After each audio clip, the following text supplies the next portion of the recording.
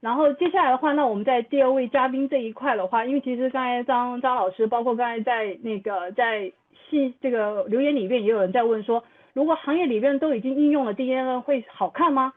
那么就是说，如果真的前面引入了 AI 或者 DNN， 不管它算力能不能达到，如果真的引入进去的话，对于这个行业是好还是坏？它是否真的能够带来永远都是好处？那么对于这个问题，那像我觉得我们现在邀请了这位 YDES 的这一位这个 John Nelson， 他来给我们做一个分享。那 WAC 他们在解决这个机器学习跟助听器的这一个融合的上面的问题上面，他们其实是有自己很特殊的思路。他们并没有说我要一下子解决很多很大的问题，他们反而是关注了一个用户最需求的一个最简单的一个问题，通过解决这个问题的这个方向，从这个解决这一个单一问题这个思路去出发，去想看看我可以用哪些机器学习的方法能够把这个问题得到一个更好的解决。那么所以接下来的话，我们就来邀请 Nelson 先生这边来给我们做一些分享。那我们可以看一下，那么 Nelson 先生的话，他其实在 AI 跟数据驱动方面其实拥有非常丰富的经验。他曾经在维听跟 WAC Audiology 的话是担任过技术的项目经理和数据科学的负责人。那么的话，他也是丹麦技术大学的一个电子工程硕士，应用数学和机器学习博士。因为丹麦技术大学实际上是我们助听器的研发领域的一个圣地吧，就是很多研发人员都是从这个大学出来的。那么所以他今天给我们带来的一个分享是 AI 助力实现助听器的个性化，偏好优化器和偏好传感器的结合使用，还是说他们要结合还是要分开使用？那么我们现在是用一个录播的一个方式，带中文字幕的方式给大家做一下分享。Hello everyone, and welcome, and happy for inviting me. I'm really happy to be able to speak to you all. I'll just put on my presentation right away. The title of my presentation will be Artificial Intelligence in Hearing Aids, with the subtitle Personalization, Preference Optimizer, Preference Sensor, both. I am Jens Brembacher Nielsen, and I'm heading a AI accelerator team in WS Audiology, and I've been working with Videx for more than 10 years, doing my PhD, finishing my master with them, and have been working as an R&D engineer, as an architect, and now heading a team of machine learning people. So I will actually start out with a small icebreaker. So I think when you mention the word AI and machine learning in today, then a lot of people have the impression that AI and machine learning can literally just solve everything just right away. And in order to sort of set the scene a little bit about what we'll be talking about today and how my view is on machine learning and AI, then let's start out with a small example. So essentially what you will be seeing here is this humanoid, or sort of a model of a person with different ways of sort of having arms and legs and so forth. And essentially what people have tried to do here is trying to make an AI model learning how to control this body. And there are different ways of doing this, but one approach to do this is what you call reinforcement learning, where you essentially make the AI system just being able to try a lot of different solutions for how to control this body. And after a lot of tries, a lot of failing, a lot of sort of falling, then actually this was what the AI engine figured out or sort of learned in order to solve some fairly simple tasks. So in the upper one, you will actually be able to sort of see running and avoiding running into that wall. And I would say it solves the task, but we are not near what a human would do. The other one down here is sort of just from another angle, seeing just running between walls. You can see it down here, and again, it sort of it solves what is intended to, but again, it's not at all perfect. So let's just say that there's some room for improvement here. The last one is jumping. And if a person would be solving this, I think we would be jumping differently over these big ones. But again, it has found a solution here, how to controlling that body to actually being able to not fall into the holes between those platforms there. So this is just to say, you can always get AI and machine learning to find a solution, but it might not be exactly the solution you're looking at. And when we now start to dig into to hearing aids and hearing, then it's actually really important that we, when we employ AI, actually are solving a problem for the end user, because it's the end user's life we're dealing with, and we cannot accept a lot of different failures, right? So this is just to set the scene that that if you have the impression that now the robots are coming and taking over the world, then the reality is a little bit different. Good. So what I will be talking about today is sort of give you a glimpse on how we work with AI in Widex. So and I will start out with what we call the preference optimizer view, and I'll give you sort of a high-level introduction to what is sort of inside one of the features we have called Samsung's Learn, where we have some sort of a machine learning algorithm in there. Then we will transition into the preference sensor view, as we call it, where we start to look at the data that we anonymously collect from having this feature in the real world. And we will actually again use this this machine learning feature to actually analyze the data and see what we get out of that. And then at the end, I will give you some perspectives. So let's start with the beginning. So in 2015, here in Widex, there was a lot of people, and not only in Widex, but in the world as such, sort of talking about big data. That was the big data era. Everyone said big data can solve all of your problems. And everyone focused on sort of identifying key areas to drive big data and the big data transformation. Essentially, there was not a really, I mean, there was a lot of buzzwords, there was a lot of talking, but at the end of the day, there was not sort of, it was not, people didn't do a lot. There was not, it was sort of too inconcrete, and really hard to get started. Today, we see people talking about AI, and you can sort of, I think, fill in the blanks here. Let's ensure that we don't repeat the history. And actually, what we did back in 2017 in Widex was we actually started talking and started sort of actually building and looking for what this new great technology, machine learning, AI data, what can we do with that, and where do we want it to actually take us, and for sure our customers, where will it take them. First of all, we looked at the sort of our solutions as a whole, and up to and that has taken us really far within audiology, within hearing aids, that we have sort of all of these rules. Consider a fitting algorithm. Well, a fitting algorithm is based on rules. You have an audiogram, you'll have a rule. One person with the same audiogram will get sort of the same rule. And then we can have rules for how we tweak the system, but again, it will be sort of fixed rules. I wanted to have something where it's more data-driven, where we have solutions that adapt. Also, in up to 2017, we sort of what we call opinion-based. That was a lot of our solution was based on opinions, on knowledge, on really skilled people knowing a lot of great stuff, and that was really good. It still is, and we're still using that a lot. But at the same time, we also had the opportunity to really start to actually again have more facts, right? Data doesn't lie, at least if you treat it right. So we sort of had an idea that we wanted to go more fact-based.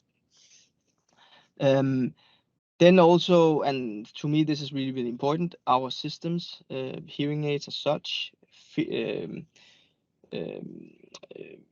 software, end user apps, whatever, these systems are really complex. They can do a lot of great things, but at the cost of complexity.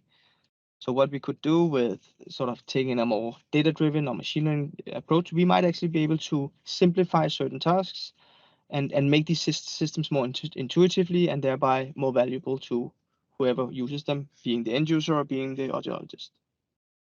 Okay, this was more or less what I think everybody somehow had figured out at the time. what we did was saying, okay, how do we get from the situation we were in and to where we wanted to be? And it was actually sort of key for sort of four key areas. We said we need to start really collecting data in a really ethical right way. We had in Europe we had what is called GDPR, which set out some rules for how you need to work with people's data, because it's the end user's data. It's their property. We also needed to make it flexible. We needed to be able to sort of work professionally with data going forward. And that meant we also had to store it somewhere. That's again, that also you have some obligations on how you store personal data, and we do that exactly how we should do. And also we had sort of what we called high performance computing, because these AI machine learning algorithms, they need hardware to run on, and that was again a little bit different, because we were used to making hearing aids, which are essentially really small, and where we need to sort of really think about how we compute stuff, and essentially making sure we reduce the amount of power that we use. Now suddenly this is a little bit different, because stuff had to run on other types of hardware. And for sure, one really important thing here, we need to master machine learning. We really needed to make sure that we understood what we could do with that, and starting to building features, and thereby also starting to building systems where we could again collect data from and learn from, because machine learning systems, they learn from data. So you can consider this as sort of a loop that we needed to get started, and this was actually what we started to do in 2017. I won't talk about everything here, but I think the important part here is actually in the lower right corner, and also sort of starting to then having something in the real world where we could start to learn from by looking at the data, and that is what we will be looking at today. We'll start out with what I call the preference optimizer view. So that essentially is the feature that we have on the market called Samsung Learn, which is a smartphone app that connects to the hearing aids. And sorry for having actually a Danish screen here on the front cover. Sorry. But what is written here on the top is the first thing Samsung Learn, the feature on the phone, will do when you activate it, is it will ask you sort of where are you, what type of activity are you actually involved in right now. And here I've just started out being outdoor. That could be one type of activity that I'm outdoor. And then also you can tell the system what you actually want in this particular environment. That could be, well, I want to relax, I want to reduce the noise, something else. You can sort of tell the system that. And then you'll go to the next screen where you have this interactive loop, as we call it, where you have the possibility of listening to two different settings, A and B, in the hearing aids in the environment that you're in right now, and then making an assessment on which one of the two you actually prefer and how much you prefer it. And when you press next, which is in the lower right corner down here, you will then feed that assessment into the system, to the Samsung Learn AI algorithm, and that will train based on this A/B comparisons that you've just made, and then it will actually try to predict what setting you prefer in that situation, and also which two new settings you should be assessing in order to learn as much as possible. Then we also had a screen where Samsung Learn sort of monitor how far we are in sort of learning your preferred setting in that environment you're in. These are sort of the three fundamental screens, and I will actually sort of get back to sort of what relies sort of behind the scenes in these ones. Okay, so Samsung Learn, in a nutshell, starts out with sort of having an end user in an environment. So here we have an end user. We have an environment. In this case, this end user could be working around in the forest. I know the background for the end user doesn't appear so, but just as a concept, imagine that this end user is in the forest. In that forest, this end user has in his head, there's a process up there telling which settings that are better, which settings that are not that good, right? So in this case, in the slides in my presentation, yellow means good, blue means not that good. So for instance, if you have three different parameters in the hearing aids, you could imagine that there's somewhere in the user's head is a function saying which settings are good, which settings are bad. essentially we cannot measure this one, right? So it's not that we can go in directly and measure that function, and also there will be a lot of noise on the assessments and all these different things, but this is the concept. We will call this the environment. Then Samsung Learn is sort of this agent that can interact with the environment, and what it can do is it can ask the end user to assess two different settings, so essentially two different points in this space. And based on the assessment, it can try to make a prediction of what it thinks this preference function looks like. And then using some fancy statistics, I won't go into details, but using some machine learning model, we can actually say, okay, which settings should we measure next with the end user? Which two settings should we let the end user compare in order to learn as much as possible about this preference function, and especially the maximum of that preference function. Because what we want to do is we want to maximize, so we want to find the maximum point of that setting in as few iterations as possible. And an important thing is if we change the environment, so for instance, this rooftop cocktail bar, then there's another preference function up there, and we need to run this learning process once again. Just to give you a little bit more details about what is actually going on. So this is just a visualization in 1D, a small simulation of the machine learning model underneath. So we have here a parameter X with different settings, right? So you can imagine this as being different settings of a hearing aid. And we have the preference function f of x here. And right now we have a mean prediction of the preference function, the dotted line, and Samsung Learn has also this uncertainty about the preference function in different areas. So right now, and these crosses are assessments, so points or parameters, actually settings that has been assessed by the end user. And up here you can see we have a couple of assessments. That's also sort of where we maximize currently the preference function with the knowledge we have right now. And the round ball here is depicting what setting Samsung Learn want to measure next by using a criterion called expected improvement, which essentially captures where do we have the possibility of finding something better than what we have right now. Right now, the best setting is right here. And you can see this is where obviously we should not measure something we already know, but just next to it, there's something to gain. There might be something to gain here by measuring here. That might be a better setting. And also out here, you could say, well, there's a lot of uncertainty. So there is also a chance that this out here might be better. Okay, so if you run this, you will be able to see what is actually going on in this iterative loop, because you will see the round ball just jumping around.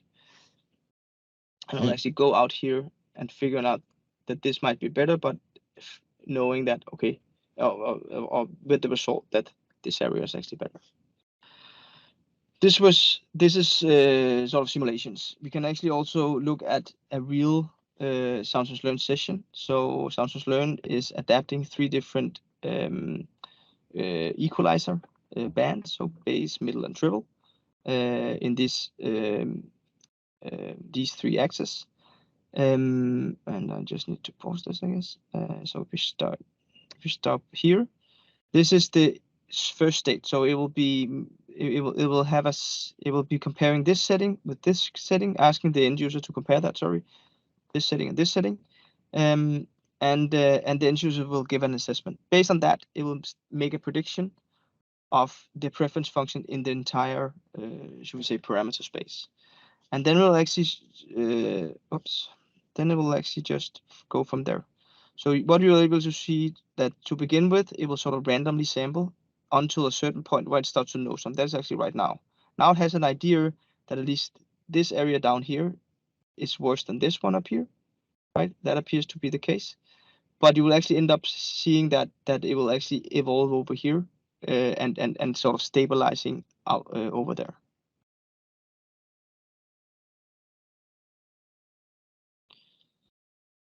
So in a nutshell, this is what Samsung Learn does. It keeps on. It will be making A/B comparisons, and based on those, it will try to learn the preference function that an end user sort of inherently has in his head, when being in an environment with a set of hearing aids on. Okay.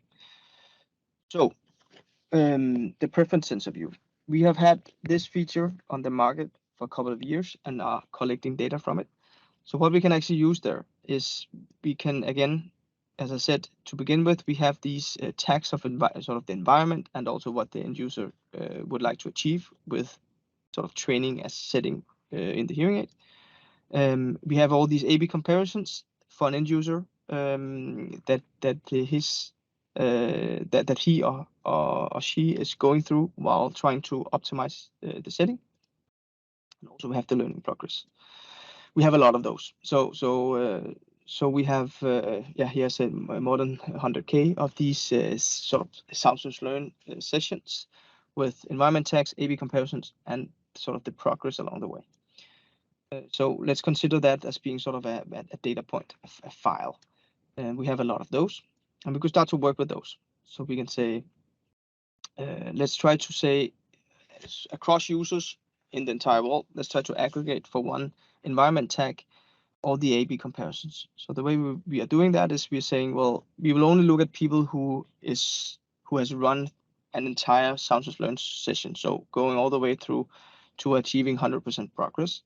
That will take you between 12 to 24 iterations to achieve today. And then we will be looking at some environment tag, let's say X, that could be outdoor as we had before. We take only those from our database, and then we say, okay, let's just aggregate across users all the A/B comparisons that users across the globe is doing for this particular environment tag. That gives us a data set. So now we have A/B comparisons, so preferences from a lot of users in one specific environment. Okay. And we can do that. We can actually run that through a similar model as what is fueling the Samsung Learn algorithm. And now we can say that there could be different tags. We could look at cinema, for instance. So when people are in a cinema, there might be different intentions there, and they will be captured in the A/B comparisons. So we'll train what they call a Gaussian process model, but just consider it as being a machine learning model. And that could be looking something like this. So here green means good, blue means bad. And I'm only showing you sort of the mean preference function. This type of machine learning model knows a lot of other statistics, or learns a lot of statistics, so uncertainty and stuff like that. So I'll also visualize that. Oh, sorry, yeah. For if we have another environment, let's say transport, it turns out to be a different function. That's also what we anticipated, that the preferences will vary depending on the environment. Let's take this cinema as an example. So for cinema, we could say, okay, now this model has now learned what different types of users, what preferences they have while being in the cinema. So it's not that everybody needs to want that every user want the same, but this model sort of knows what a different type of user will want to have when being in cinema, what type of setting he will want. So this comes quite handy, because this means this model we can actually sample, so we can actually generate a synthetic real user preference function. Right, so we will do that. We'll take a sample. We can say, okay, now we take from this distribution of functions, we try to generate one specific end user that could sort of be in the real world. Actually, it's not that particularly this person will be in the real world, but a similar a person with a similar preference function would exist somewhere. And we can then find the maximum point of this preference function, in this case the round ball down here. We can store that, so that will be a point. So we have a base, a middle, and a triple. And then we can sample again. So we can draw a second sample. So again, from this model over here, we draw a preference function. So now we have a specific synthetic end user, but a sort of realistic one. We can find the maximum point, in this case up here, and we can store that setting. Then we can repeat it third time. Now we found a setting. Now it was, again, generating a preference function, finding the maximum, and storing that setting. And we can repeat this as many times as we actually want. In this case, I repeated it 2,000 times. I'm just looking at time here. Sorry. And that is actually quite extraordinary what we get out of that, because now we get sort of points, maximum sort of best settings for end users while they are in cinema. So you can see now we get sort of different clouds of points here. So for instance, the 0 and the number here just goes from sort of clustering these, and then the 0 one is the biggest cluster. The one, the cluster with the 1 has a slightly smaller, and so forth. So they are decreasing in size as the number goes up. So in this case, we will find sort of 6 different types of patterns, so preferences for end users across the group. And that's actually quite cool, because that means we can say, okay, cluster 0, that is around half of the synthetic end users we generated, meaning that around half of end users, while using Sound Learn in the cinema, tend to have this as the preference. So turning up the bass relatively to an equalizer of 0 across all bands, turning down middle, turning up treble, and so forth. And you can see the cluster 1, 1/5 of sort of the population in the real world tend to do this. So that is actually what we capture. So now we get sort of presets, right? We can do the same for transport. In this case, only 4 different patterns showed up, and you can see the majority of people, so 3 out of 4, apparently turns down the volume while in transport, or that's their preference, which is maybe not that surprisingly to us. Whoa, okay, the chair just destroyed itself. Sorry. But that's just showing that we can also find something that is actually reasonable. And 1/5 has this cluster, and so forth. So that turns me to sort of the perspectives for this. So actually what we have been doing with Sound Learn is we have actually taken all of these preferences or sort of presets of preferences that we could see majority of people actually want while being in a certain setting. We have actually extended the Sound Learn feature to have that as sort of recommendations, sort of quick fixes or quick settings that you could just immediately try out before going to Sound Learn, because Sound Learn is still or the preference sensor thing here is still something where you might sort of nobody's no people are the same. People are different, and people want different things also, maybe at different times of day. So it's not that these preferences that we found by looking at the preference sensor view will help everybody, but again, we could see that for some of them, 3/5 or sorry, 3 out of 4 would actually would end up getting the setting that we already beforehand could recommend for them. Also, this preference sensor view also enables us to actually start to sort of understand what end users are actually doing in the real world. So I talked to you, if you remember from the beginning, that we actually also want to sort of see some facts. What is actually going on in the real world? We start to actually, end users now start to actually tell us that, while actually getting what they want. So that's so to us, this is really an interesting area, because we are now starting to sort of closing the loop. We are starting to have something in the end of the in the end user's hand that helps them on a day-to-day basis, that improves their quality of life. At the same time, they can actually teach us a lot on how our hearing aids are performing, what types of listening situations that needs extra attention. And also we can start to build this machine learning system now, knowing what end users have showed in the data over the last many years. So that somehow concludes, and I don't know if it concludes, but at least it gives some perspectives on, I think, where we are we are moving. That we are really sort of end users start to be empowered to really help themselves and help each other by this ecosystem of data. That was actually what I wanted to present. So thank you. 好，那谢谢 Nelson 这边给我们做的一个录屏。同时在这边的话，也是要再特别感谢一下来自维听中国的雷军军女士，以及包括那个远在丹麦的王家杰先生。也是他们的促成，才会让 Nelson 的话有机会来我们这边做一个分享。包括在后面整个中文字幕的校对的话，维听中国团队这边给我们做了很大的一个帮忙。那我们这边的话，想看一下我们刚才的嘉宾那个梁老师，您愿意对于刚才那个 Nelson 的这个分享做一些简单的您的理解吗？好，感谢主持人的邀请啊。这个刚刚我也之前也看过这个 PPT， 也听了一下这个视频的这个介绍。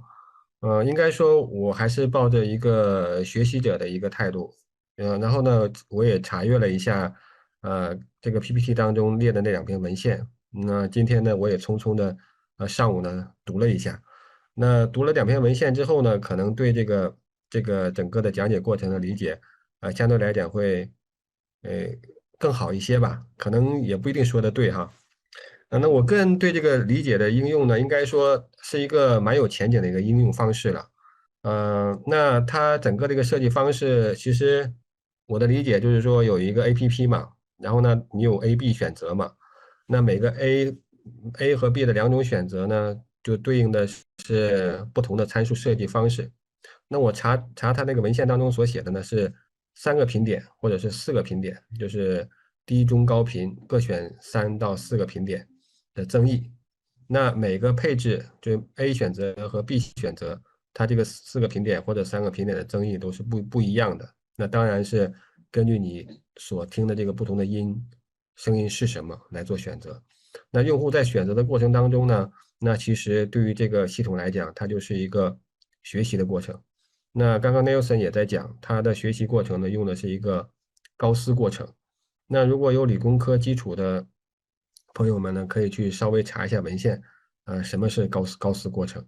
那如果没有这个基础呢，也没关系。其实简单就是说，你既然选择了 A，那你简单理解的话，你 A 参数对应的那些增益，你选择 A 的更多，或者 B 参数对应的增益你选择的更多，那哪个选择的多，它就更倾向于哪一个。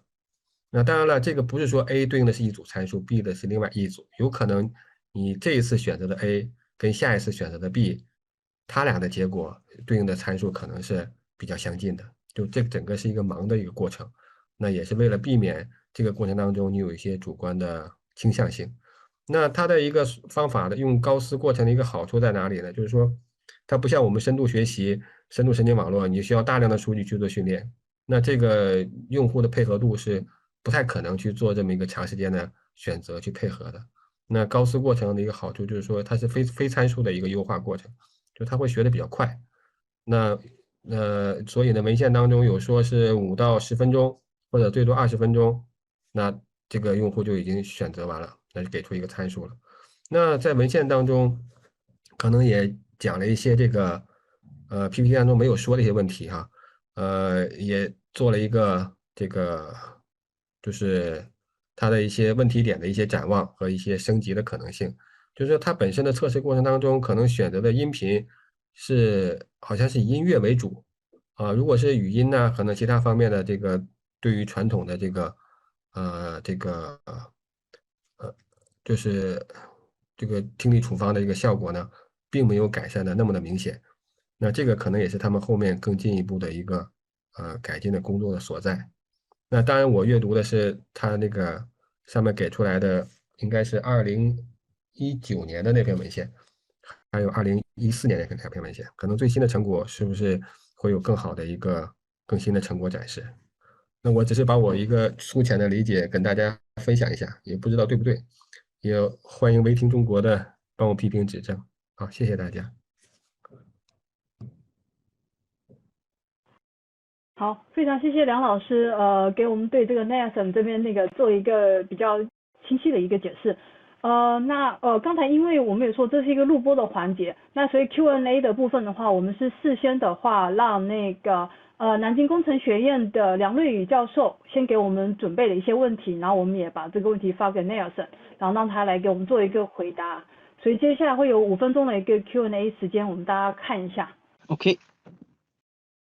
And then we also here beforehand received some questions, so I'll just read them out loud and then at my best try to answer them.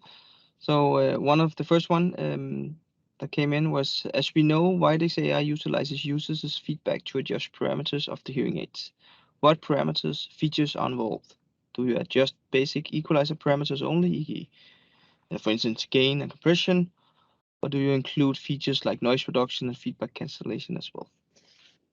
To answer that, currently we are personalizing equalizers, so we are only involved with equalization right now, and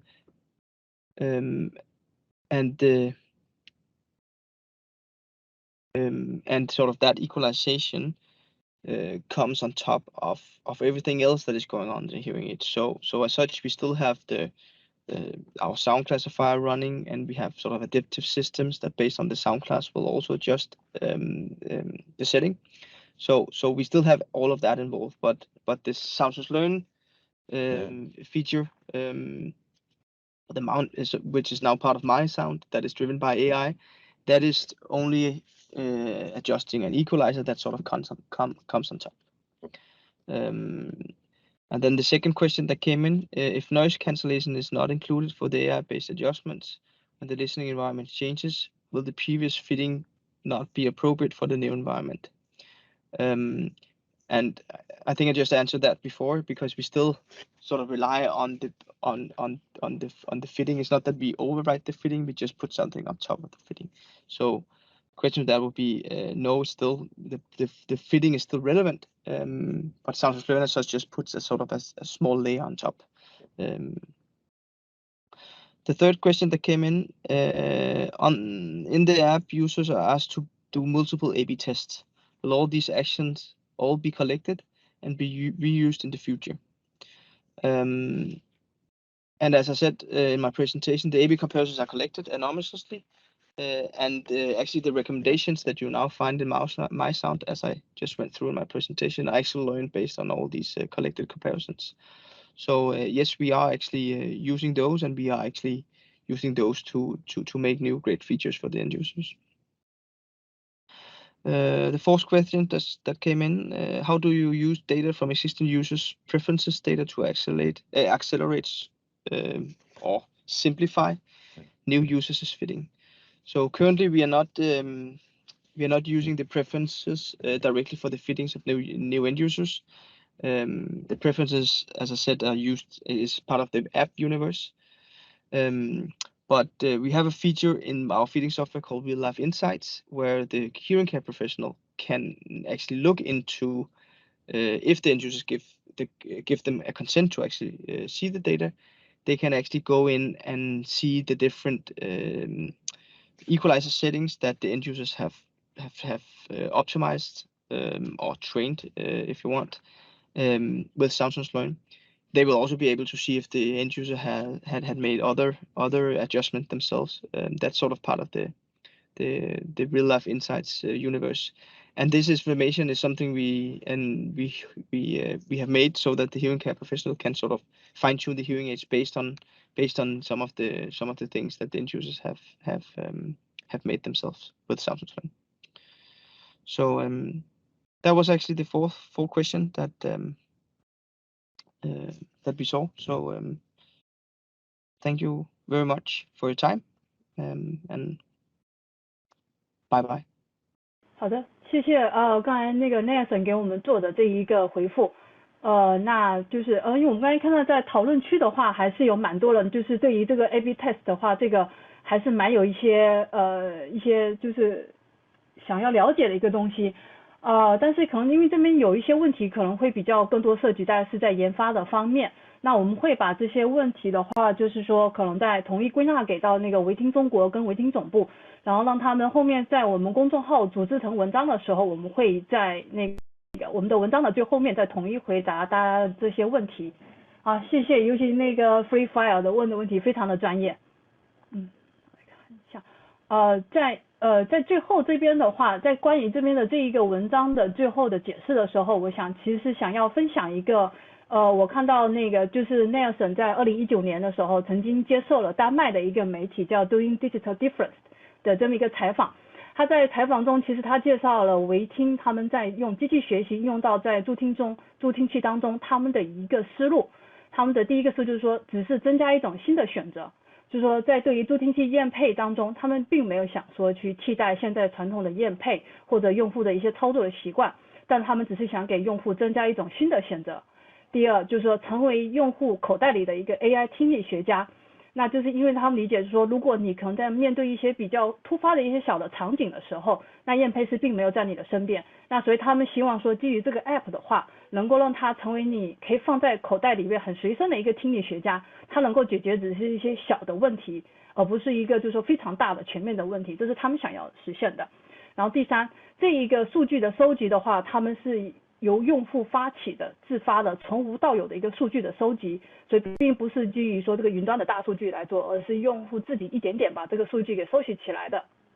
同时第四个也是一个很关键的点，就是他们是基于问题去找到解决答案，而不是基于数据去寻找方法。就是说因为其实我前面讲到说机器学习啊 DNN 其实可以确实解决很多的问题，包括原理增强、降噪、反馈，在方向性麦克风上面它有很多问题可以解决。但是维听说 OK 我先解决一个最简单的问题，我基于这个问题去思考我用机器学习怎么解决这一个问题，那么这种思路跟逻辑的话，就可以让这个技术能够更快的在产品中得到的运用。包括第5点就是 dirty hand over brilliant idea， 就是撸起袖子加油干。所以说可能这也是对于我们如果有很多的一些小伙伴在研究说我用一些深度学习或者机器学习怎么去解决这个听觉上面的一些问题的话，那么可能也许说在实践中去体验失败，再学习再进步会是最好的。